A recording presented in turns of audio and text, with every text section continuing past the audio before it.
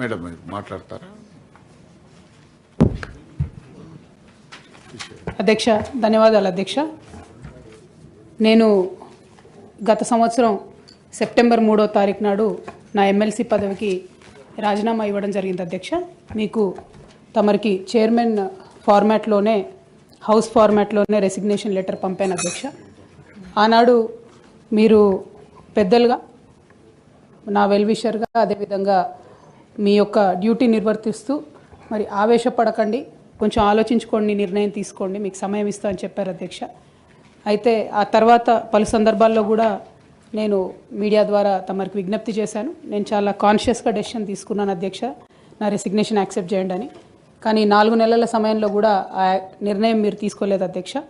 అందుకనే ఇవాళ తమరిని మళ్ళీ సమయం అడిగి ఫ్లోర్లో మాట్లాడి అసలు ఈ నిర్ణయం తీసుకోవడానికి కారణం ఏంది, ప్రజలకు తమరి ద్వారా ఎక్స్ప్లెయిన్ చేయాలన్నటువంటి ఉద్దేశంతో సమయం అడిగాను అధ్యక్ష. తమరు దయతోని సమయం ఇచ్చినందుకు ధన్యవాదాలు తెలియజేస్తా ఉన్నాను అధ్యక్ష.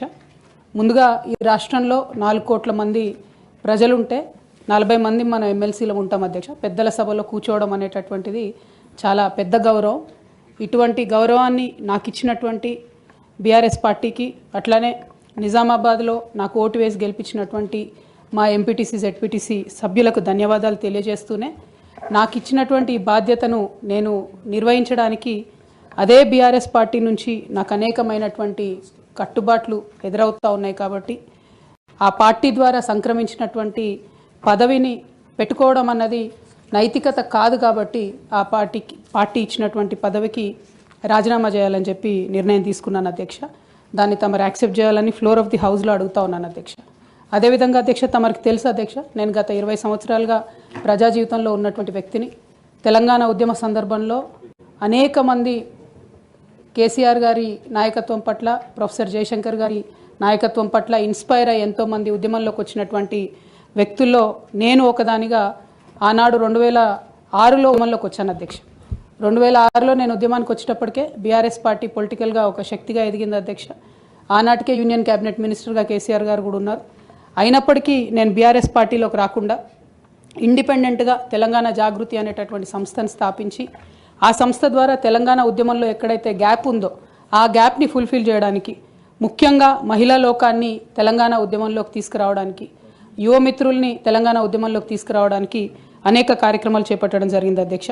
అందులో ప్రధానంగా ఏదైతే మన సంస్కృతి గురించి అనేకమైనటువంటి చిన్న చూపు చూసేటటువంటి పరిస్థితి ఉన్నటువంటి సందర్భంలో మన బతుకమ్మ మన గౌరవం అని చెప్పి బతుకమ్మ పండుగను ముందుకు తీసుకెళ్ళి నేను ఊరూరా తిరుగుతూ మరి బతుకమ్మ పండుగ మన ఆత్మగౌరవానికి ప్రతీక అని చాటి చెప్పేటటువంటి ప్రయత్నం చేశాను అధ్యక్ష.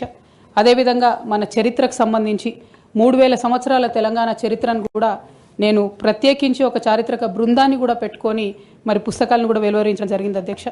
తెలంగాణలో ఉన్నటువంటి చారిత్రక కట్టడాలను పరిరక్షించడానికి, ఆ కట్టడాల చుట్టూ ఉన్నటువంటి చరిత్రను కూడా నేను నిక్షిప్తం చేయడానికి చేయని ప్రయత్నం అంటూ లేదు అధ్యక్ష. అట్లానే ప్రధాన స్రవంతి మీడియాలో, సినిమాల్లో మనకు జరుగుతున్నటువంటి అవమానం పట్ల ఆనాడు ఉమ్మడి రాష్ట్రంలో చాలా తీవ్రంగా కొట్లాడడం జరిగింది అధ్యక్ష. మన భాషను, మన యాసను ప్రొటెక్ట్ చేయడానికి నా వంతు ప్రయత్నం చేశాను అధ్యక్ష.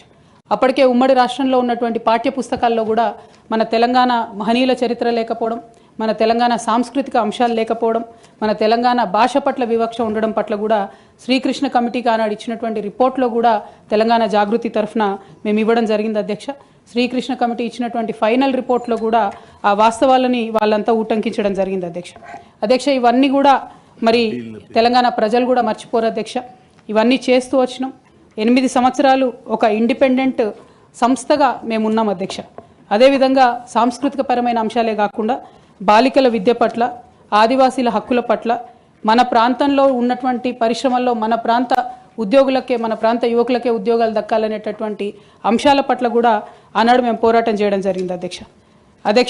2004లో నేను వాస్తవానికి అప్పటికే అమెరికాలో ఉద్యోగాలు చేస్తూ ఉన్నాం అధ్యక్ష. 2004 ఆగస్టులో నేను నా పర్సనల్ రీజన్స్ కోసము భారతదేశానికి వచ్చాను అధ్యక్ష.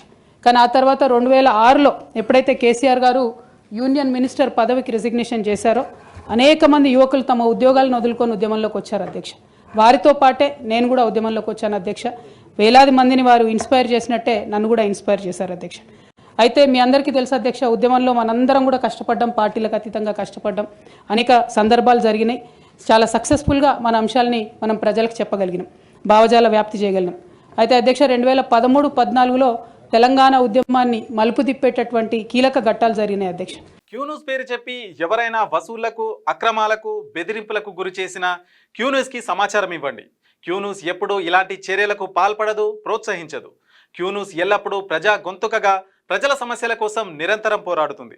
మీకు ఎలాంటి సమస్య ఉన్నా క్యూన్యూస్ని కాంటాక్ట్ అవ్వండి. సంప్రదించవలసిన ఫోన్ నెంబర్ 7569534968 8688926084.